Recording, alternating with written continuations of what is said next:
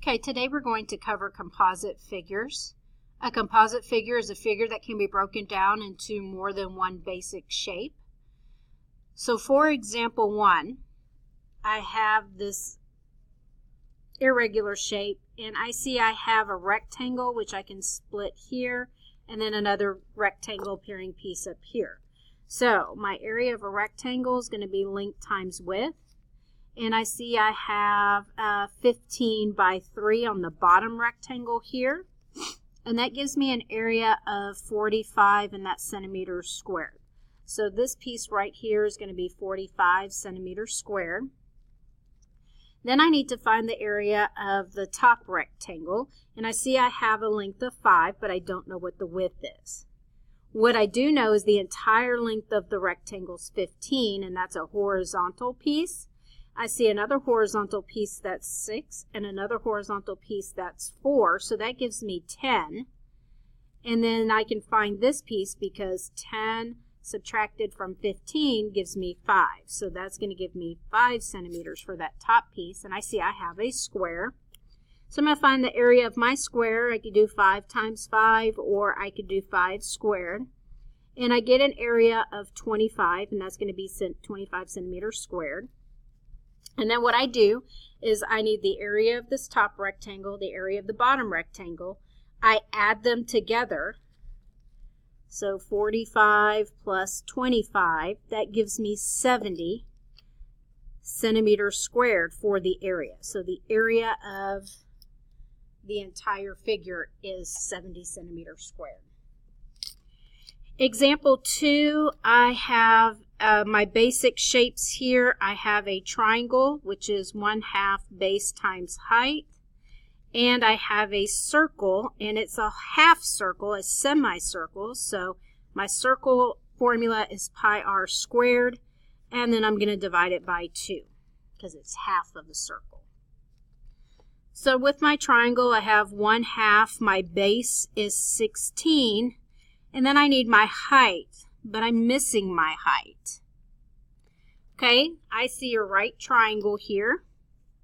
So if the whole length is 16, then I know this piece is 8. So from here to here is 8. And I could use Pythagorean theorem to find my height. But I also recognize this as a Pythagorean triple. So I know I have an 8, 15, 17 triangle. So this height is actually 15. So I know my height is 15. I'm going to verify that using Pythagorean theorem. So I'm going to have 8 squared plus my height squared.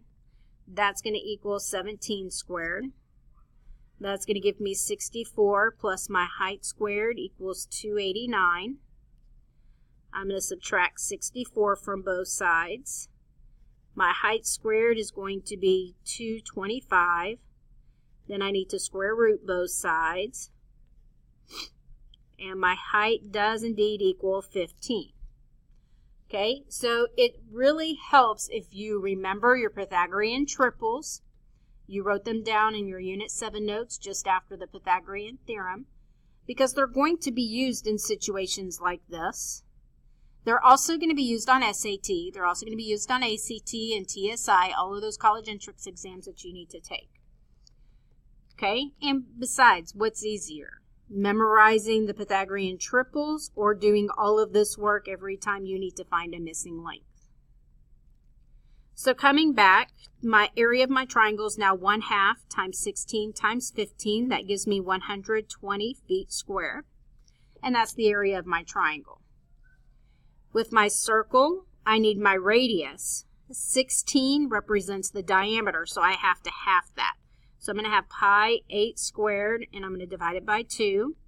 Squaring gives me 64 pi divided by 2, and that gives me 32 pi feet squared for the area of my circle, and that's for the half circle.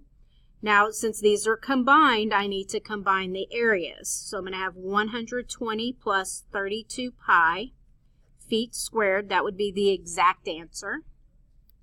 Or if I take my calculator, 120 plus 32 times 3.14, I get 220.48 feet squared. Okay, so I don't specify which version you have to have, so either one is acceptable. Okay, for example 3,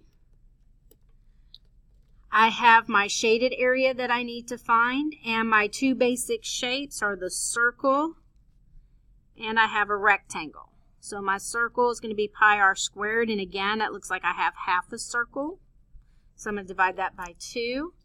And then I have my rectangle, which is length times width.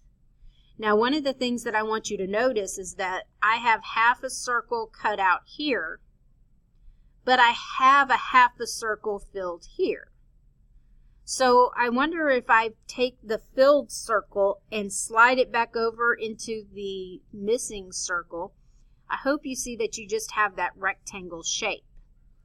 So that would give me my rectangle area is 5 times 4, which is 20 inches squared. And that's going to be my area. Now, if you don't see that, you can do the area of the circle. 4 is all the way across. That's the diameter, so my radius is 2.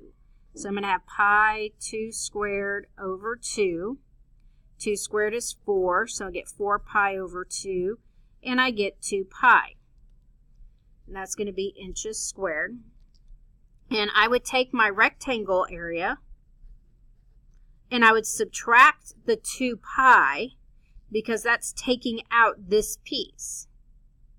But I have this half circle here, which means I would have to add it back in. So when I add it back in, and I've already subtracted it, these two add up to equal 0 and they cancel out, and I'm still left with 20.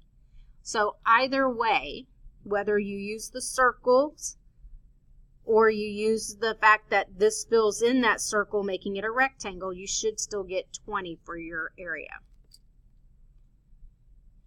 Okay, number 4, I want to find the area of my shaded region. I have 2 circles, so I'm going to use pi r squared for one circle and pi r squared for the second circle, and this time I have the entire circle.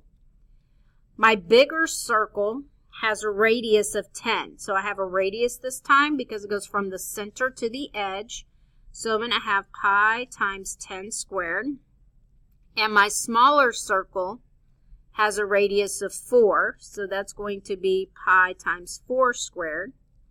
So when I square them, I get 100 pi and I get 16 pi. So those are the area of my 2 circles. But since I want the shaded area, I notice that my area doesn't include the small circle. Since it doesn't include it, I'm going to subtract it. So I'm going to subtract 16 from 100 and I get 84 pi. Now I've also asked in the directions to leave in terms of pi. So let me write that on here. Leave in terms of pi. That means pi needs to be a part of your answer. So this needs to be in your answer, and it is 84 pi centimeters squared. I'm not going to get the decimal representation.